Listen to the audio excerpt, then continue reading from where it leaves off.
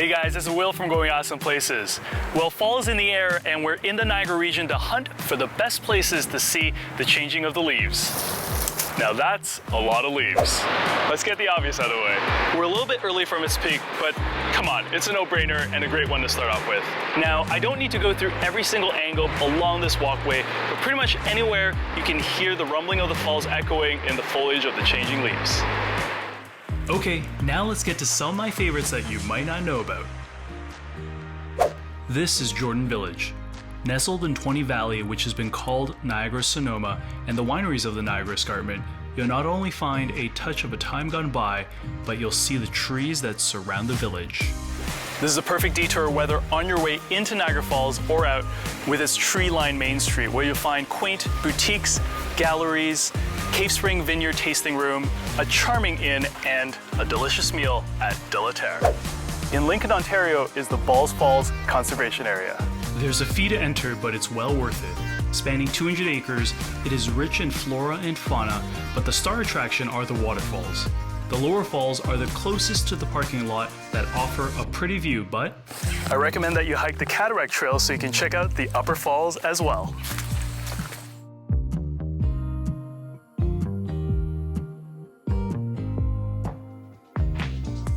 surrounding the falls, you'll learn about the Ball family that settled here in the early mid-19th century to set up their flour mill. You'll find that there's still the blacksmith shop, lime kiln, flour mill, restored church, and original family home intact. This looks amazing from above as well. Come check it out.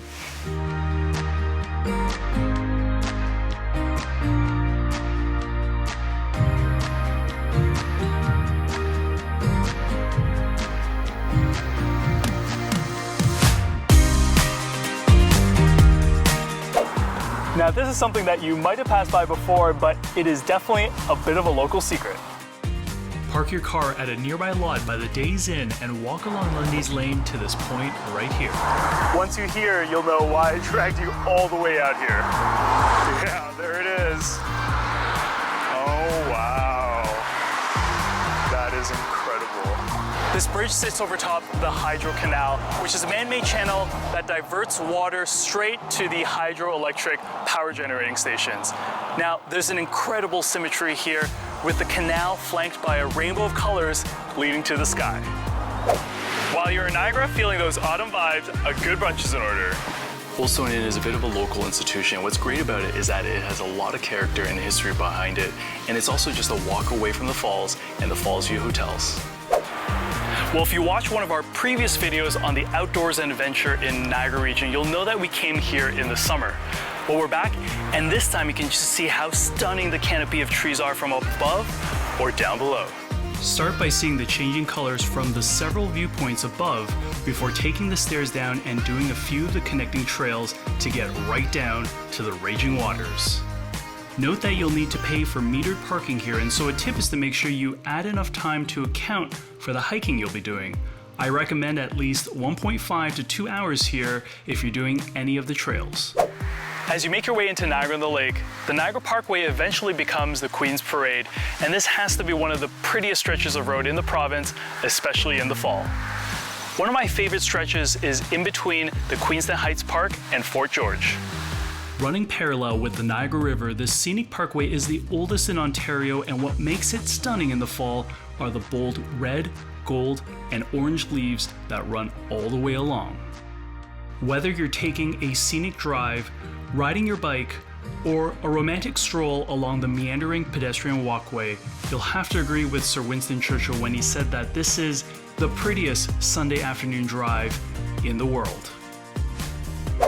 Before winter sets, take advantage of the good weather. Here's a tip: head to Walker's Country Market to pick up a couple things for lunch, and make your way to Queenston Heights Park, where you can have a private picnic with good company, great food, sweet views, and lots of leaves. It's along the Niagara Parkway, and from here you've got the Niagara River and the Brock and Laura Secord monuments. Tons of open space, and oh, this is also the terminus of the famous Bruce Trail. A Niagara classic is the Whirlpool Aero Car. Since 1916, this antique cable car offers spectacular views of the swirling Niagara Whirlpool and Class 6 Whitewater Rapids. Here's a fun fact. While the Aero Car travels between 2 points on the Canadian shore, during the ride, you'll actually cross the international borderline 4 times because of how the river elbows. Fall and maple go hand in hand, so head over to St. Catharines White Meadows Farms next.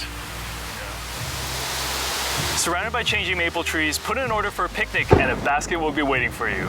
Inspired by maple, you've got maple herb dressing, maple jam, jellies, and mustards in their sandwiches, maple iced tea, maple butter tarts, and of course, maple ice cream. And before you go, make sure you grab some maple syrup and other sweet goodness. Well, those are my favorite places to see the fall colors in the Niagara region. If I missed any, make sure you drop a comment down below. Are there any favorites of yours? I'd love to know. As always, thanks for watching. Make sure you like and subscribe and keep going to awesome places. Fall is in the air and I'm here to show you where the best places to see the trees are. There's a lot of them. It's all around. Yep, there are a lot of leaves. Yep, there are a lot of leaves. Now that's a lot of leaves.